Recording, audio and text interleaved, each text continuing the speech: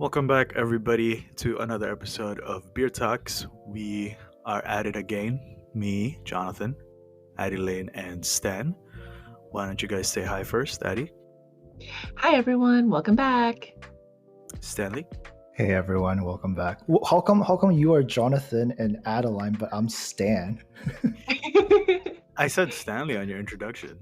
No, I mean, you calling you out. Oh yeah, true. Okay, All right. all right. I want a full name. Come on. Who was that?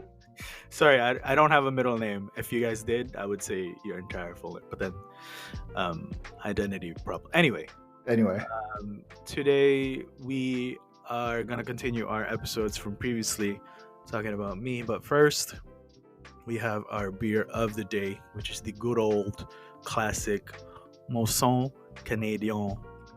Molson Canadian, Yay!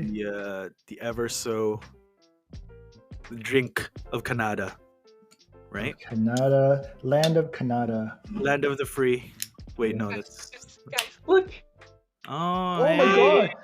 I'm the only person left without one now. Your mug hasn't come in yet. No, so listen, I'm gonna just like drink out of a can for our entire duration of however long we do this until we get sponsored. Ooh. All right. When we get sponsored, listen, the beer mugs come in. You're like the Gandhi of beer mugs.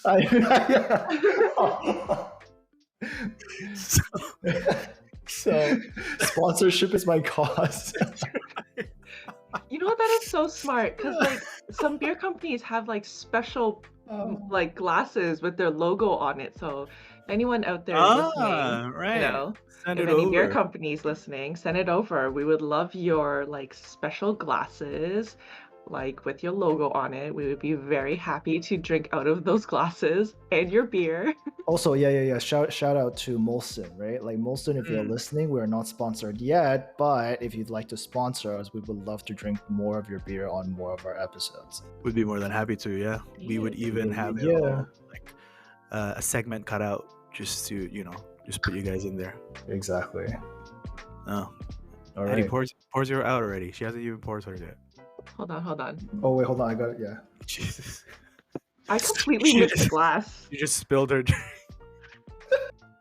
It's my first time pouring. Maybe you should stand with Stan and just boycott the pouring until you get sponsored. No. Pour. I want to see your pour. Oh, She spilled it. She's wiping it now. Okay. Let me try this again. Look at the glass this time, yeah? Oh, good lord. Am I doing it wrong? Yeah. Yes. Do it on the side of the. Oh no, that's so much. So much. Oh well. Yeah, it's not bad. Let's see if it dies down. I don't think it's gonna die down. Hold on. I got this. We're talking about no. That's a thick head, bro. That's a thick head. Oof. Not even the sexy kind. No. Oh! It survived. All right, everybody. Here's to morning drinking. Cheers. That is a lot of head. Good old Molson Canadian.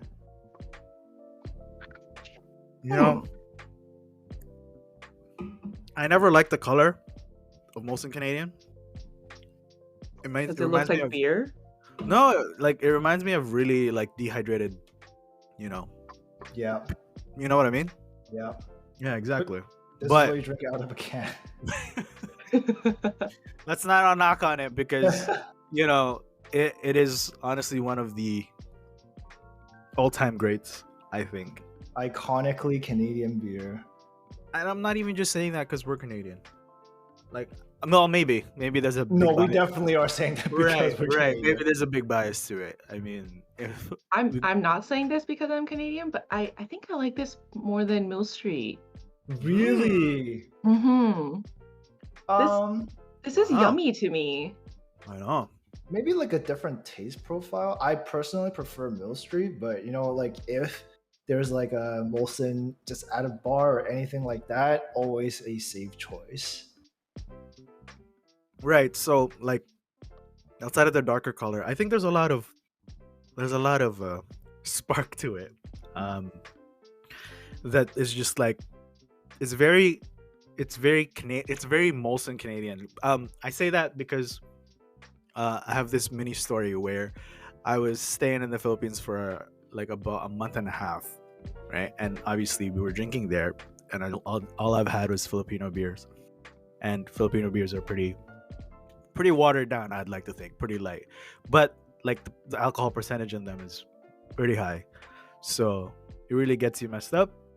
Now on my way back, on my flight back, I was with Air Canada, and the FA was asking if they could get me anything to drink, and I'm like, "Oh, you guys have Canadian?" They're like, "Of course." And so after that month long of no Canadian, I get into the plane, I get the Canadian, and it was honestly the best Canadian I've ever had in my entire life. That's it was funny. just it was just life changing. It was like, angels coming in and like humming and like like the Clouds whole, parting, and then like oh, the for beam real. of light. Yeah. Like this is the best can of Canadian I've ever had. Yeah, and like I think that's exactly like this is just so like nostalgic, right? Like I don't know if it's maybe not the right word, but it's I like a think I know. comfort beer. Yeah, I think I know why I like it. There's this almost like savoriness to it. I don't know if it's like the way they brew it, the malt tastes different. It tastes, yeah, savory to me. And I love savory foods. Savory. Mm-hmm. I definitely think it's on the darker end, of like on the heavier end of flavors. Mm-hmm. It's not as light, but maybe that's a testament to the Canadian winters, where you just want to be kind of cozied up and like feel all warm and fuzzy inside as well, which with a really cold Canadian is ironically what you feel. Coincidentally, ironically, I don't know if I'm using ironically properly there. Anything else to say about it before we move on to the topic of the day? I just very quickly looked up like the taste of Molson Canadian because I'm like, am I tasting weird things? And there's a comment that actually says, someone wrote that it's smooth and rounded and it tastes like creamed corn. So maybe my savoriness comes from that kind of flavoring. Creamed corn. Yeah. Wait, I thought of caramel corn, like caramel popcorn. That's not cream corn. No, it's no, not the no. same. Cream corn is a dessert, no? It's like I think it's the one where you go to like if you go to like a Korean barbecue place, they serve the corn on the hot plate. Is that what I'm thinking about? Yes, similar but Western style. I'm thinking like Thanksgiving, you know how they would have all the veggies kind of cooked. I think that's what I'm thinking. Like it's like butter and corn essentially, like Right, sauteed right, butter right. corn. Okay, I get it. Cream corn. Cream corn. In any case, today's continuation of the 3 chapters that this episode took is all about me. When I was conceived, we will start with that, I guess, and then we'll move on from there. I'm just kidding. It's all about work stuff and the work-related fields that I have done. Right? Yes. Yeah. So can't wait to hear about because you know what?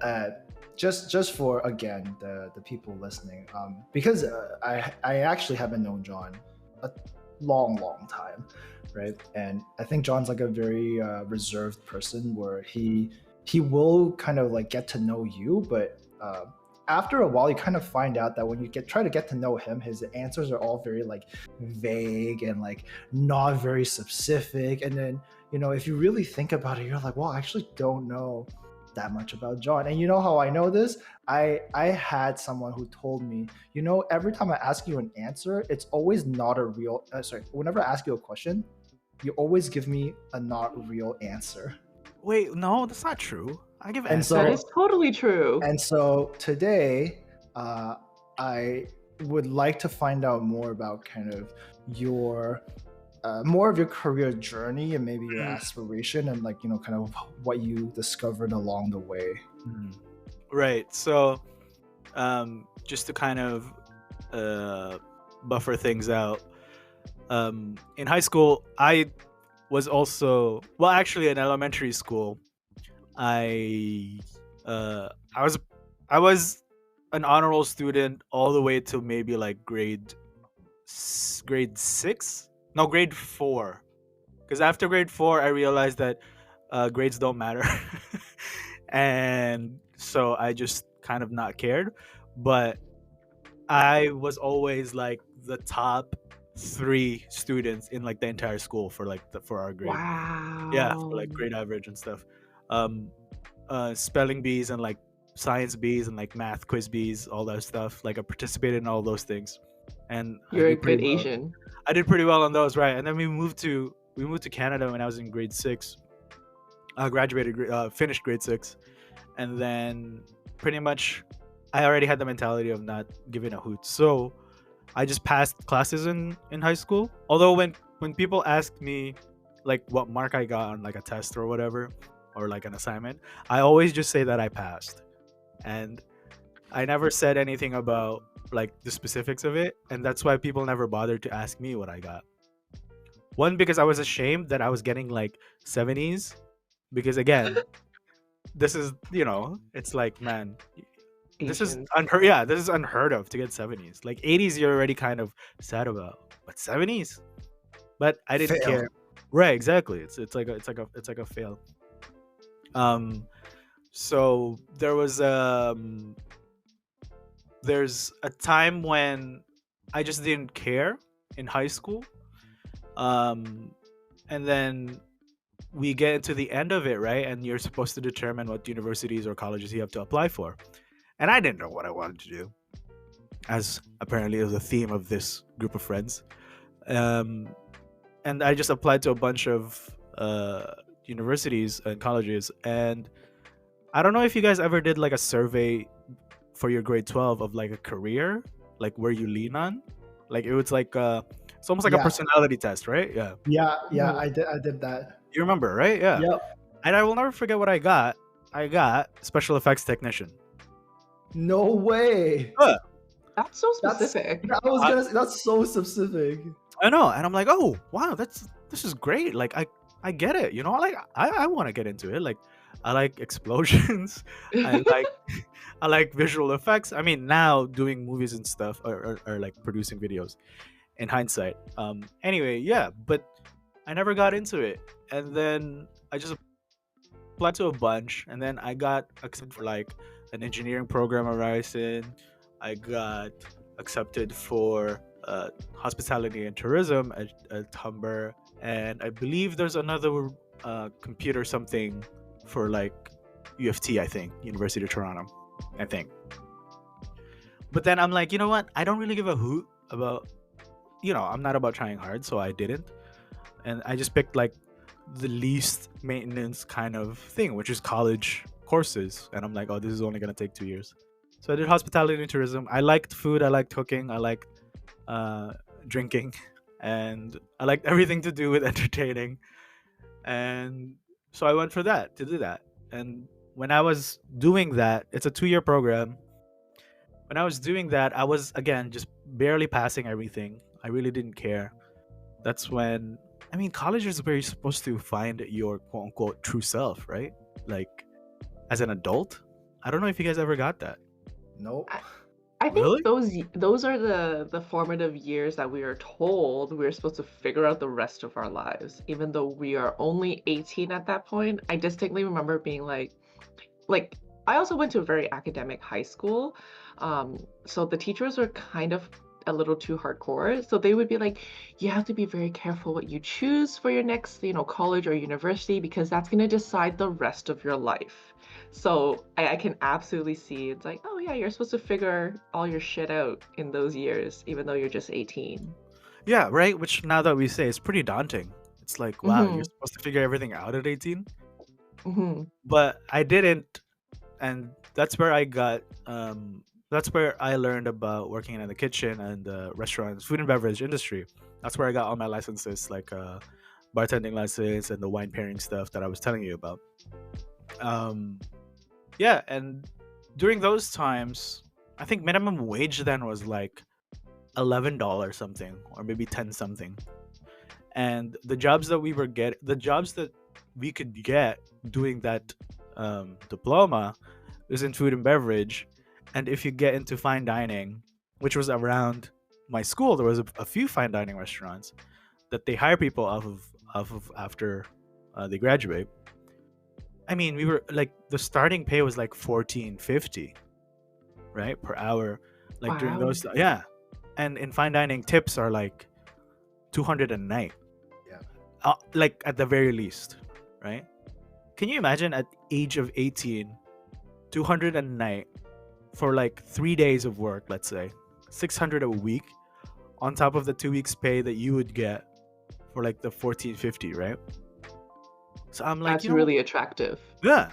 And I'm like, wait, I'm not even, uh, I'm already doing the things that I'm gonna do afterwards. I mean, it was a very short-sighted goal, but at the time, money, I mean, money is king, right? Like, especially at that age. So I'm like, Wait, hold on. yeah, So did you start as a server or did you work in the kitchen? I did Because you said you both. like cooking. Oh, you did I've done both. both. I've done both. Yeah, I've worked in the kitchen and I've worked at the front. Front of the house I prefer because that's where the tips are. Hmm. And what's funny is that when I was working at fine dining, the manager liked me so much. Well, it's because you know I don't uh like I don't like being insincere when it comes to interacting with people, and I guess people kind of notice the sincerity of things. Although, of course, unless I'm trying to milk you for tips because I can tell that you have a lot of tips, but I feel like that's just every server has done that at one point in their life. Um, Absolutely. I've done that. right. I've So I've flirted with the customer to get more tips. okay, well, I'm a guy, so it's a little harder, but Mm-mm. You can flirt, Mr. My well, love. not to older men because those are all the guys that I served. They're basically like they're Ah, either like business owners or like related to a politician. Like that's the kind of restaurant that it was. Yeah, like they would have business meetings all the time in this restaurant that I was working at, damn. and the manager would always send me, "Oh, John, you take this." And servers usually get divided sections. Not getting into Mhm. it too much anyway. I They put me into that area all the time. And yeah, so I got my money there and I stopped school because I was getting all the money already, which upset my Mhm. parents for good reason. And I'm like, don't worry, when I figure things out, I'll come back to school. Did you ask them about stopping school, or were you just like, No, no, no, I'm no, gonna? I didn't. Yeah. Oh, okay. I mean, you know, I was getting all the money that I've ever wanted at that age where college is like responsibilities, it's like freedom. Like I'm the king of my world, right? Like I'm the maker Right. of my own fate at this point, I thought, at least. And yeah, and I was working that for a bit, for a long time, but then the restaurant was kind of dying down because of the owner is older and nobody was going to take over the business. So then it had to close basically, and I had to move on and that stuff. But during those times, in between those times, music has always been a part of my family, really. Everybody in my family knows how to play the guitar. Everybody in my Oh, family knows. Everybody in my family knows how to sing, and Wow. yeah, and none of us. I don't. Yeah, none of us ever had done it professionally or lessons or anything like that. But most of the stuff, you know, the things that we've done, it's acceptable. Like you'd want to listen to it, kind of thing. Like it's not just like some amateur stuff. Like it's all right. So that's always been a thing. Mhm. Well, these was all happening You during. were doing that while you were also working at the restaurant? Yes, I was Oh, doing music wow. stuff, right? But that's more of like a hobby thing, right? Mhm. But that kind of took me to places basically, because then Mm. during those times, after my restaurant gig kind of died down and it was slowing down and stuff, I was doing more and more music stuff, and one of my Mhm. good buddies uh, invited me to play for them at one point. Not as like an official member of like the group that they have, but just to play for them. And I'm like, okay, I'm willing to do that. And it's for this one festival in Toronto. Is it a festival that we know about, like a very famous one, like Kwanzaa's or something? Or No, like, well, if you were playing for like Night It Up, we no, need to know these things. well, it's like a Filipino festival that happens like every year, every summer, oh, for for like and like Toronto Ooh. and stuff. Yeah, and we played for those. And he's like, "You want to play for us?" And I'm like, "Okay, sure, I don't mind." And then we were just playing, and I played for them. Long story short, we got scouted. Uh, they're like, somebody wanted to manage the group and stuff, and so my friend's like, "John, you want to just join officially?" And I'm like, "If you don't, like, it's okay with me if you want to." Mind you, at that time, I was already part of like 3 other bands Mm. prior to. Yeah, Explain. Like 3 other bands, like, are they Like, like just like casually, like, playing around. yeah, exactly. or oh, okay. So like, well, yeah. So one was like a high school band that, I mean, we just us friends in high school that got together. One was like a youth group band, which was like a church group, and another one was like for a more adult band that if they needed somebody as backup singer or a backup guitar, they would just holler at me. So then, did you like were you like the guitarist for all of these bands, or were you like the lead vocal? Yeah, I'm both. So, Oh, well, okay. I'm lead vocals and guitar for the 2 other bands, and the adult one was I was more usually backup vocals and backup guitar. I see. Okay, cool. Um, yeah, this was happening since I was 16, basically. So after, even before graduating high school, and then graduating at 16 to 19.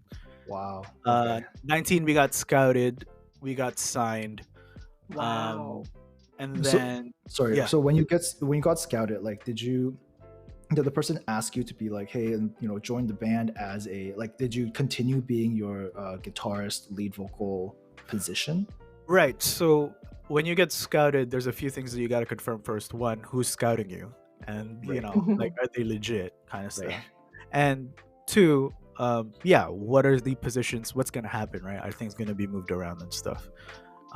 Because as you might know, I mean, it's kind of pretentious to say like Hollywood is very fake, but it really is. Like, No, that's it's true. It is. It's right. superficial. Yeah. Exactly. So, like, again, it was just because of I enjoyed music a lot.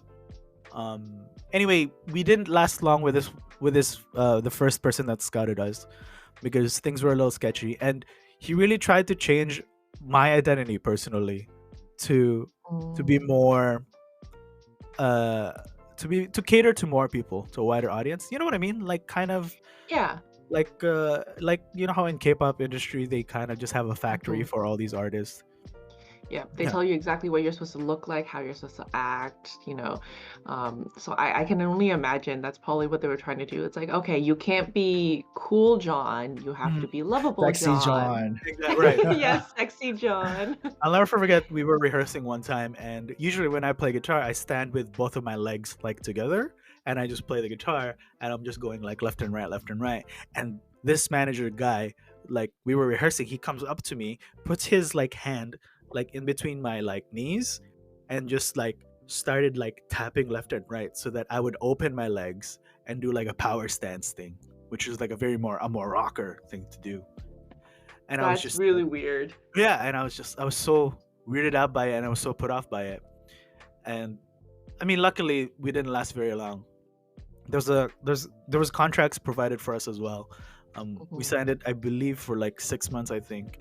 Nothing really came up of it other than consistently playing for like Filipino events and stuff. Mm. And yeah, and then moving on to like another manager, and then to a third manager, which was this guy was like, "Hey, you guys want to make an album?" Wait, so you got scouted Ooh. 3 times by 3 Right. different like companies? Basically. Okay. Yeah. And After is the it sorry, yeah, sorry. sorry. Is it you individually got scouted, or like your band, like this particular group that you're This was the with? group of people. Yeah, this was a group of people. So we got scouted. So the second time around, the second manager, he was really like well connected into a lot of like Filipino bars, restaurants, like in GTA.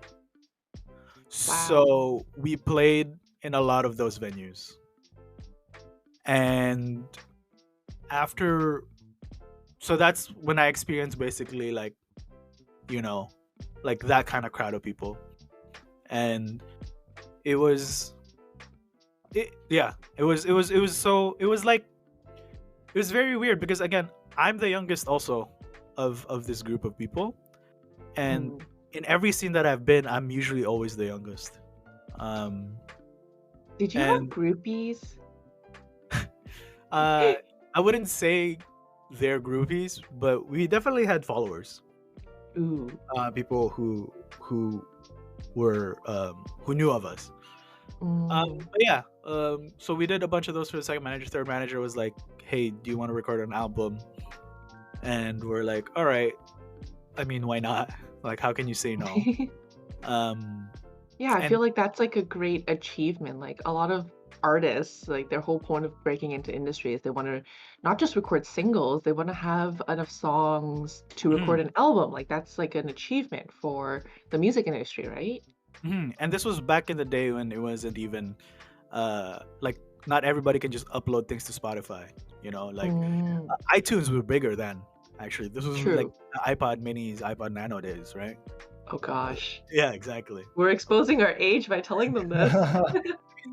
Millennial moments, right? I still have my iPod Mini here, actually, right in front. Wow. Wow. Oh wow. Is it functioning? I think so. It's just out of battery. Mm. But yeah, so we're like, okay, yeah, let's do it. And recording an album is not only a lot of money, but also a lot of effort. Mhm. Right. And we didn't break out any money at all. It was all on the manager side, like hiring renting the studio, hiring the sound engineer, and then getting it licensed, getting all that permits and stuff. Like it's a whole ordeal. Like there's Right. Wow. there's legal stuff, there's copyright Mhm. stuff, right? And we didn't take care of any. All of the things that we were in charge of was like just recording and making music. Did you Uh, write your own songs? yeah, for sure. Most Wow. everything was original. There were no ghostwriters or anything. Nobody produced any of the songs for us. It was just us. Wow. Me and the buddy that scouted me, right? The buddy that invited me over. He's like very talented writer anyway. So he already has a repertoire of like songs that he has. And me, I've also been writing music for a long time too, because again, I mean, they might not be very good, but you know, I'm not a stranger to that kind of concept. Mhm. Right. Do you But have yes, a process? for writing music, Mhm. oh geez, dude, Actually, I can so maybe I can ask this question. Do you write the lyrics first, or do you write the music first and then stick the lyrics no, in I do the melody first. after? I usually do the melody first, and then I fill it in. I just start humming with it, or doing whatever vocal stuff, or just like mumbling through it. Um, they're not gonna be real words usually. Alien language? Mhm. Yeah. And do you like practice? I asked this because I recently watched Tick Tick Boom, and one of the things that he does to practice is he will like try to come up with songs about random things like sugar, a spoon, or whatever. Like, do you have that kind of practice when you're I writing songs? I hated that word, practicing. Mm. I hated the idea that you are forced to be put onto something to do something over and over and over again until you do it perfectly. Mm. But at the same time, did I practice? For sure, I did. Uh, you have to at those points. I mean, people are not only invested with their time with you, but financially as well, right? So Mm.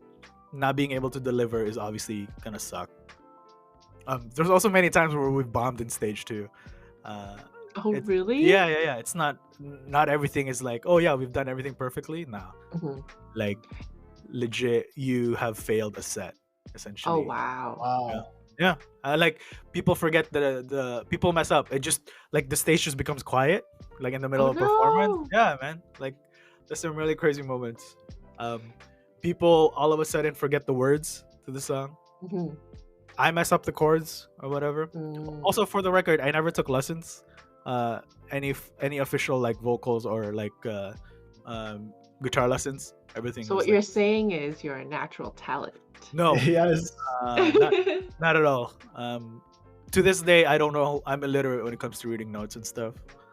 But I would like to think I'm blessed with the ability of listening. I don't have perfect pitch, but I get close enough to what I listen to, and then I kind of just add my own thing to it. Anyway, Maybe also because of your family and because like because you're growing up, like your environment, right, is so musical. I think that probably also contributes to your musicality.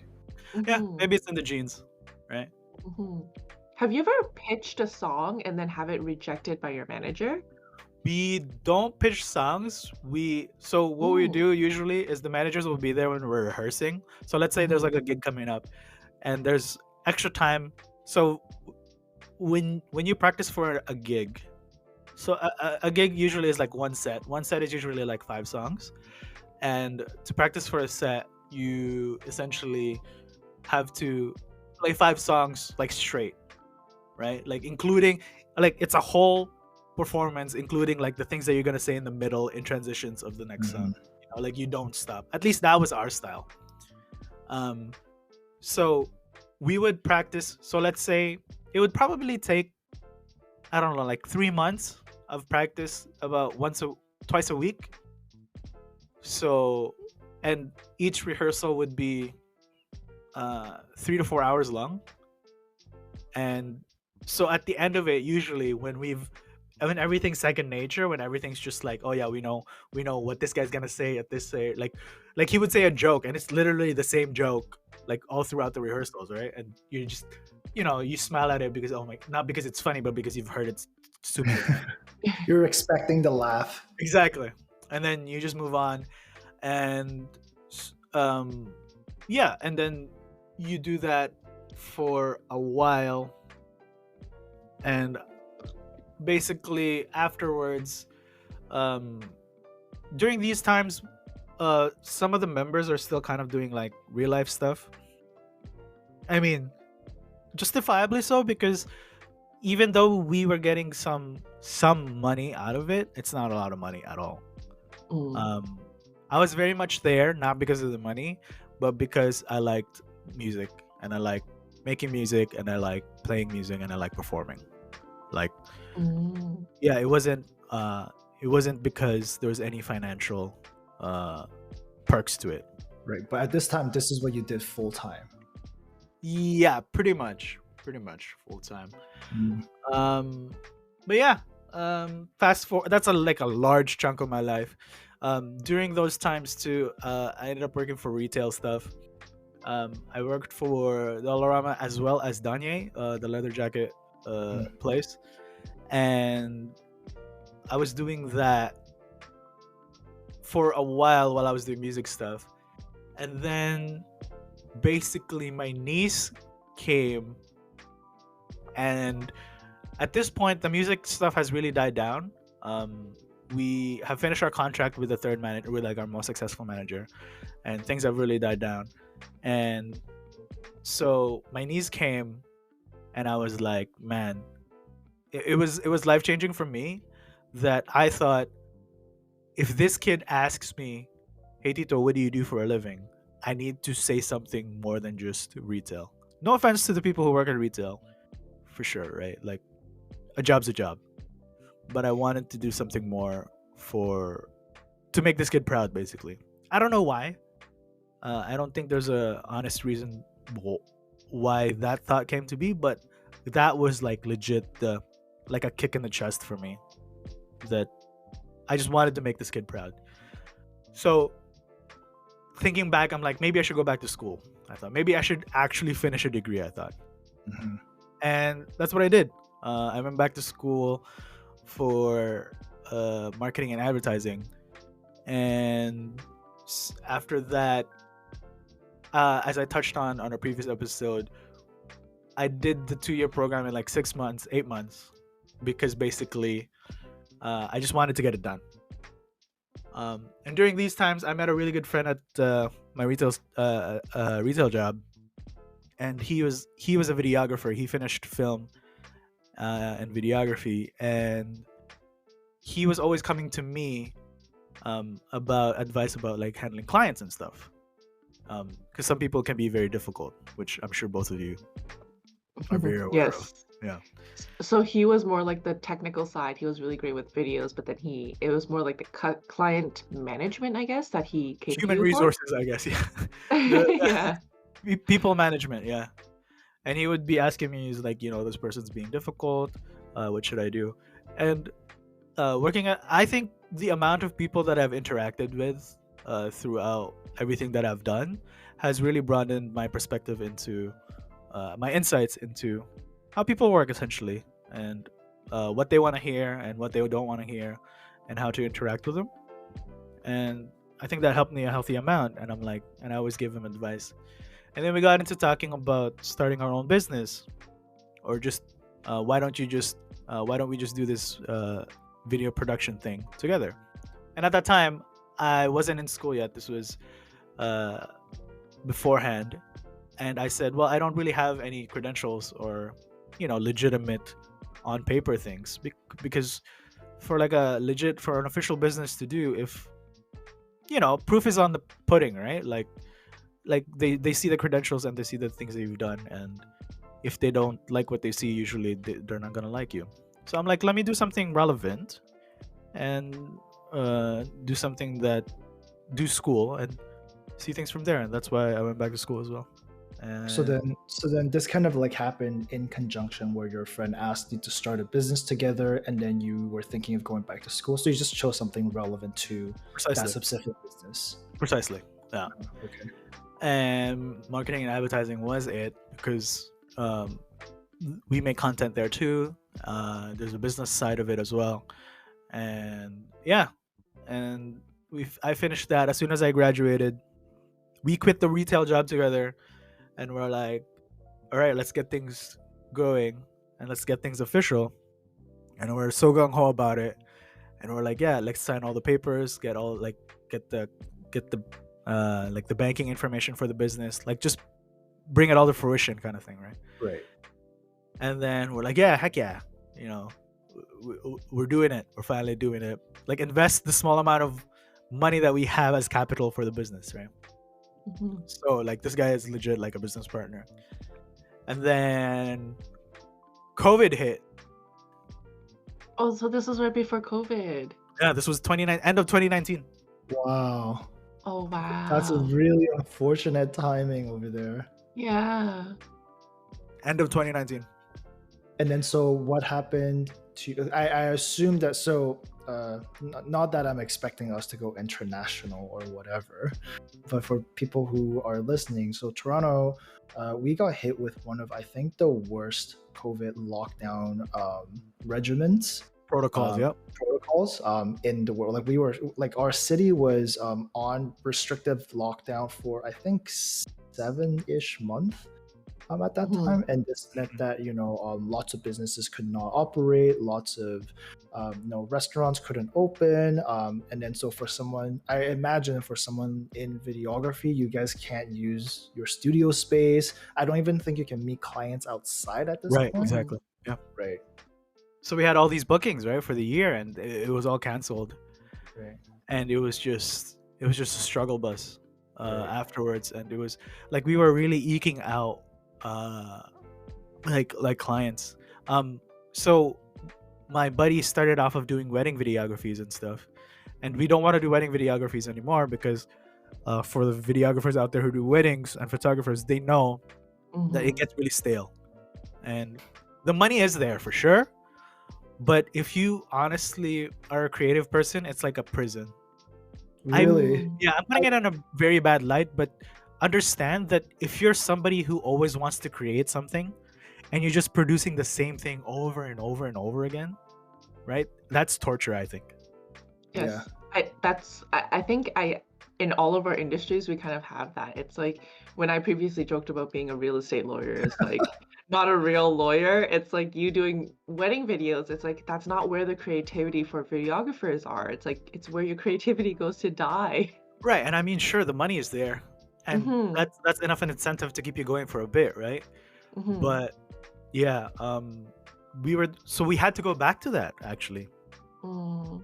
Yeah, because you Wow. have to make ends meet, right? And like when times are tough and if you're trying to build a profile, you You have to gotta do do what you gotta do. There's bills. Yeah, There's bills to exactly. pay. Yeah, exactly.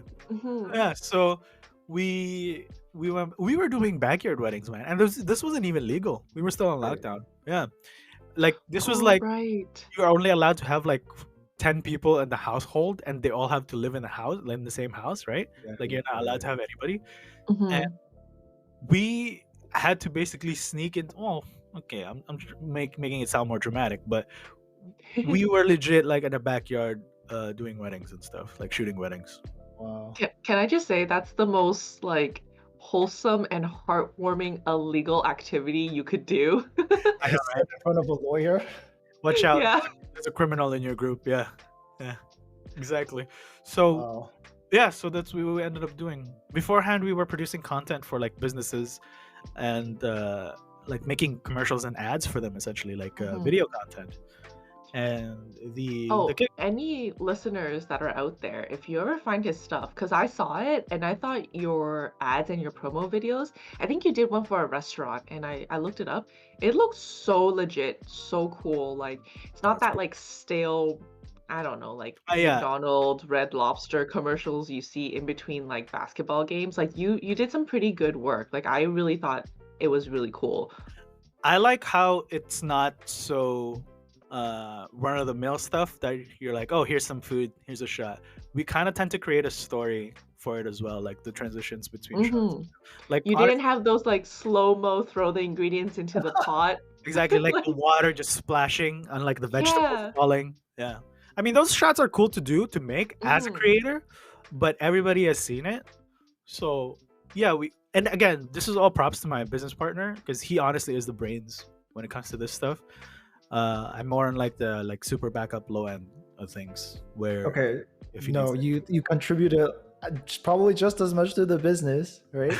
So this is again going back to John, like downplays whatever he says. So No, it's no, like, no, oh, do we really know I'm not. what John did? No, No, come no, on, no, no, I'm not done come playing. on. But yeah, no, but for real, that's what we ended up doing, and we to keep the business afloat. Basically, usually we always come as a duo for gigs, but the limitations of the number of people, right, ends up being like most of them was him. So like big props, and we knew that was like nobody saw this coming, and our partnership um is very much more personal rather than just business, Right. where like we're definitely there for each other, not only because we're in this boat that we created for ourselves, but also that we actually sincerely care for each other as human beings. And I Right. think that's super nice to have Mhm. and to structure ourselves in. Mhm. But yeah, and then So that is this partnership still ongoing? yes, it's still very much going right now. Um, although again, things haven't really let up yet, so we kind of put this business on the back end. But we still, if we get clients, inquiries and stuff, like we still answer them.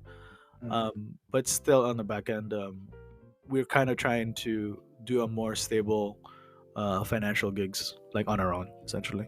I see. And then yeah, that's how we got to here, where we are now, um, where we I now apparently produce podcasts. Yeah. Oh, I mean, like, I think it's a journey, right? And like, I think for most entrepreneurs, and Addy can kind of maybe also answer this question, but pointing this to John, like, when your business partner kind of approached you and said, "Hey, like, want us to start this business together?" Did you have any like apprehension and be like, "Oh, I don't know if starting a business right now is like the best step for me, like financially, moments in my life and etc." Like, was there any apprehension? So, in what's really great about the marketing field is the research that comes with any businesses. Um, you need to before you start a business. I would like to. This isn't common knowledge. People just usually. It's not. Sorry to answer your question. Um, there was a lot of thought that came to it. It's not just like, hey, let's go jump into this business. There was a lot of research that was done to make things legit. Um, Firstly, you need to see how big the pie is, and secondly, if you can get anything, no matter how small the pie is, right? Like, let's say the market for this business for video production is like $10 million here in GTA, right? like 1%, 0.1% of that, right, for two people, like is a large, like it's more than enough money for two people. So there was a lot of thought that came to that, and with my background into these kind of research, this information is available for me um, through I was using my like school credentials as well to access these sites that has these information, and you get to see the numbers and you get to see if you can get a cut of that pie. And so there's a lot of thought into that as well. You have to know the identity and you have to be confident about um, what sets you apart as a business. There's a lot of, especially now with social media, there's a lot of people who think that they, because they shot this one good Instagram post, means that they can be a videographer or photographer. And honestly, these people kind of get enabled by like the feedback loop of the likes and the comments Right. that they get in this post, Mhm. right? You scroll by and then you're like, oh, this is cute, laughs, and then moves on. Right, like that double tap on your phone, right? And then you're scrolling up, and that feeds onto your thought of like, oh man, I could do this.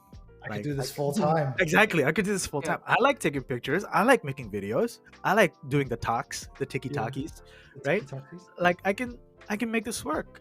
And Yeah. then you start your own videography, whatever. Like you create a name for yourself, right?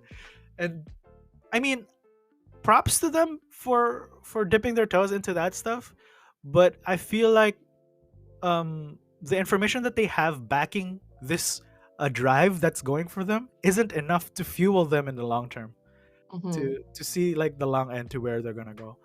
And it's unfortunate that it's bad for us videographers who have legit businesses, because the market gets very diluted, Right. and the consumers also end up thinking that, oh, this is just another garage business, right? Like this is Mm. just another people just thought that this just started off at their Instagram, but in reality the No, base. there's a lot that went into the Precisely. business. Precisely. How But yeah. long did it take you to make that decision to actually join up in the partnership? Because it seems like you actually looked at a lot of data and you put some thought into this. When I entered in school, that was pretty much, yeah, let's do the business stuff together. And in the 8th month program that I did, or timeline that I did, I was basically like, yeah, no. I was looking into it as I go through my school and stuff, trying to solidify like the footings and the structure and all these things. So I guess short answer would be like 8 months, I guess. Oh. And then like soon as I graduated, right, like at that point, everything was green lit for me at that point, right? Mm. And then that was the time to jump. But you kind of said like you went into school with the idea that it's supposed to help this business. So you kind of decided that like you want to do this, therefore you did school. So Right. I guess you pretty much made the decision before schooling then, right? Right. But it wasn't never. It wasn't to this degree, right? It wasn't to Mm. that level of like intensity that I thought that it would come. Because, like, what did I know, right? I didn't know anything. I'm just like, yeah, frig it. I know how to talk to people. I know how to press click on a video, like on a You were camera. one of the Instagrammers to start. Exactly. Yeah. But I knew that my business partner, his talent is like Right. is way more and like worth investing time and effort to. Mhm. And I believed in that. And the same can be said when I was doing music stuff. That was like I believed in what we did, and I was proud of the things that we've done and the rehearsals and the performances that we've Mhm. that we've done, that we've shown to people. Uh, and again, looping back to the videos and stuff, I'm also proud of this stuff. Mhm. Which, in hindsight now, this thing that I'm doing, this beer talks, editing and producing these podcasts, I'm proud of what I've done for like listening to, no matter how painful it is. Listening to our voices for like Just- hours on Yeah, end. exactly. Yeah.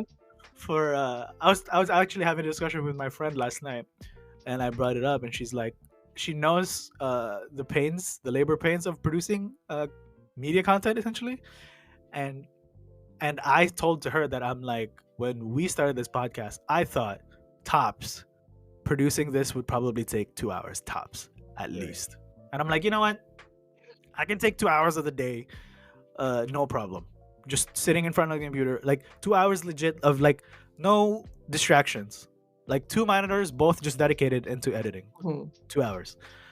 I'm like, no worries. And then I get into it, right? And it's like the first one took like 6 hours, 5 hours. You had underestimated how I know. annoying we are. My friend was like, "Oh boy, you thought it was 2 hours?" I'm like, "Hey man, like I guess it was wishful thinking, but you know." That's what you told us, and I was like, oh, I alright. know, I I mean, know. like 2 hours, not too bad. But like now, I'm like, oh my god, I actually feel, I'm like, oh, maybe we should do like shorter episodes or No, something. I'm I if I'm not enjoying what I'm doing, then I'm not gonna do it at all. And so with this one too, it's just hard to delegate a time of like, you know what, like for example, tomorrow I'm gonna edit this video and I'm gonna allot 5 hours. When do I allot that 5 hours in the 24? Right? Like that's the dreadful part for me, where it's like, and then the more you get closer to the time you set for yourself, the more you dread it, and you're like, oh shoot, I can't have fun anymore. I gotta do, like, I can't play video games anymore. I can't like just listen to music or do whatever. And then you just do it. But yeah, no, I digress. I enjoy doing this. I'm getting more fluent into it now, and it's only gonna take like 4.5 hours now, so it's not a big deal. My goodness. I was gonna say, I feel like listening to your career journey, all the things you've done so far, like just two big things stood out to me. One is, I think, same as Addie, you and mine story. I don't know. I had no breakfast so far, and like I'm almost on my beer, so I'm like kind of gone. Same. Anyway, I feel like you've had a lot of, I think, opportunities in your career path that you saw and you took, right? And a lot of people maybe wouldn't have done that, because I'm hearing that someone asked you to join the band, you're like, yeah, I believe in what this person's trying to do, and I love doing this, I'm gonna take this opportunity. While for someone like me, you would have just been like, oh, maybe not, this is maybe not the best time for me, right? And you also did the same decision with your, I guess, media company, and then also, I guess, with this podcast, where you were kind of dragged into. But again, right, you could have said no very easily and be like, no, I don't have time for this. But I think you took a lot of the opportunities that were presented to you, right? And I think that's like a big part of what I'm picking up, at least. And the second thing is, as many other creative people that I know, I think you're very proud of the work that you do, and you want to present good work. And this is why you kind of like put in so much time and dedication into your craft, right? Whether that be music, whether that be like production, right? But it's like whatever you end up putting out. And I think that's also important to highlight, because I think a lot of people are just kind of like, oh, like people look down on creative people when it comes to jobs and stuff like that, because they feel like they don't put in as much effort, right? And but just again, taking a look at what you've done, again, maybe not the best choice of word right now, because no one can see anything, but just seeing, like, hearing your story, and like, the amount of effort and the time and research it takes to kind of do something, it's a lot. Right. I think also that speaks volumes to my character too, that though you do say that I took these opportunities, it's not like taken lightly to just, hey, let me just do that. Right. It's not like, kind of just like, oh, it'll be fine. Let me just, without consequence, do this. Right. Exactly. Right. When we were talking about this podcast, that's why I wasn't as clear as day with you guys when we started discussing it. Hey, like, let's do this for real. But that's because I needed to look into what is really involved into the process of doing this. Right. Like, more than 2 hours of editing. Well, now we know. And yeah, that was helpful for me to find out as well for myself. My standards for, like, I have this own bar that I set for myself that is sometimes unhealthy. One of our friends have told me this, that John, sometimes you need to realize that the things that you have done is an accomplishment, and you need to recognize it as an accomplishment, Yes, absolutely. right? 1000%. Something Right. John very famously said to me was, "If I can do it, I don't think it's that impressive." And which Right. immediately I respond with, "Are you freaking kidding me?" Which is still true, by the way. If Not true. No, for no. me, I still live by that standards of like, hey, look, if I can create a video that you can create, I don't think you're doing a very good video. That is not true. I don't think So- it's very healthy either, but I mean, I had a kind of like a view like that too. If I'm like, if I can't do it, I have no right to judge you. That's how Yeah. I used to think. I think that's a better way to think of it. It's like, but if I can do it, then I have some, I guess, So instead of reason. instead of judgment, right? I think it's Mhm. if I can also do it, then we can exchange notes and compare and become Yes. better together. But it's also impressive because many people even in your immediate circle cannot do what you do. Mhm. well, for the record, I don't think what I do is anything impressive. So Stop being so humble. I'm not even trying to fish for compliments. Like I'm not Listen, even. if throwing you the line really out. feel that way, we can get Adeline to try to edit this episode and see how long she Mhm. takes. Oh my God, it'll take I'll me a see you- week. Yeah, no, I will see you in like 6 months, Addie. Yeah. It's not even gonna be the same quality. Like, gosh. But, I mean, right? But in any case, that is not that kind of mental is just for me. I don't expect people to agree with it. I don't even expect them to like it. I think it also is a terrible kind of mental approach into creative side, because also a rabbit hole that I get myself into is when it comes to producing anything creative, whether that be my original music that I recorded or a video that I produced or this podcast. I can just keep going and going and going and going with editing and never finish. So it's very hard for me to be like, all right, you know what? This is the line. After I do this, it's done. But then Mhm. I'll tell myself, you know what? Let's listen to More. it. Let's listen to it one more time. One Let's more listen time. to it one more Yeah. time. And then I Maybe listen it could to be it. better. And then I listen to it again, and then I'm like, I Over didn't like here. that part. I didn't like this part over here. Let me just touch that up. Let me just do it over. And I get into this rabbit hole, and to the point where I never finish it. You know And what, I just have a stockpile of like what I think is not finished things, but is more than good enough to be published out there, like to be a creative thing. Absolutely. Like a lot of creative people that I know, like artists, musicians even, right? Like they have this, I don't want to call it problem, but like I understand where they're coming from. They're like, oh, something could always be better. So then they try to fix it and go back and fix it some more. And I think this is where having your business partner who's involved in that, like, hey, like this is where we're gonna draw the line, like don't kill yourself over it, will help, right? For people out there who's considering career or like jobs or venturing into the creative field, right? And this is just like my perspective anyway, because I do see a lot of people struggling with like, hey, I have all of these unfinished things, but then like I see some of it, I'm like, are you kidding me? I would pay money for that now. Right? And then they're like, oh, it's like 20% finished. I'm like, what is your definition of like 100? Like, what is this gonna be like when I play this piece of music? Gold is gonna like just form in my hands. Like, Yeah, no, what's gonna happen? you don't even know it, but tears are just coming out of your eyes. Yeah, like it's one of That those. kind of level. Yeah, I'm like, that's insane. I would pay money for this now. Please paint something for my home or something, right? Like, Hmm. and so yeah, this is just what I thought.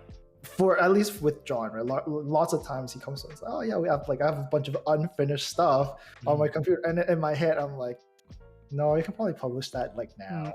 Nah, I don't Agreed. think so. Agreed.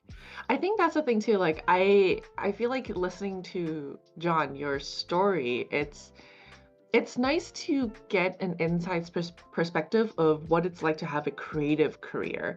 Because I think there's a misconception. Like if we look at Hollywood, right? We're just like, oh yeah, this actor's famous because they just fell into it. They got scouted and they are now in movies and they're producing music or whatever. But I think what a lot of people don't know is how much work actually goes into that. Like before you produce an album, how much work do you go into producing it? recording it, writing it even, versus like when we're just consumers consuming a song. When people are like, oh yeah, so and so wrote such a crappy song. But it's like, do you know how much work went into that one crappy song? And I Yeah, think man. your story really kind of tells us like actually it's not that easy, and a lot of thought goes into it before you see this album or you see this song come out. And I think that's something that we need to appreciate, and I think you kind of brought that out in this episode. On a small tangent before we end, Britney Spears was notorious for during her recordings I read it somewhere, it was a long time ago, that when she's recording, she's not even recording the entire song. She records per line, and each line is recorded at least 100 times, at least. Wow. Over and over and Damn. over and over again until the next one. And then the producers will then pick which take that they like and then piece it all together and glue it all together. That's crazy. So yeah, that's why, I mean, she Wow. ended up shaving her head, and to this day she still has issues. I think that has been resolved, I would like to think. But Yeah, hopefully. yeah. Anyway, playing us out of the episode, John's original song. Yeah. Yeah, so John, tell us where can we find your album, huh? You can find us on Instagram and on the TikTok, No. BEERTLKSTO, Beer Talks TO, at Beer Talks TO. Let us know. Wait, I had one question I really wanted to ask. He's gonna cut us off here. He's the editor. I know. Beer No, Talks don't TO. do it. Okay, what is I have it? one question. Okay.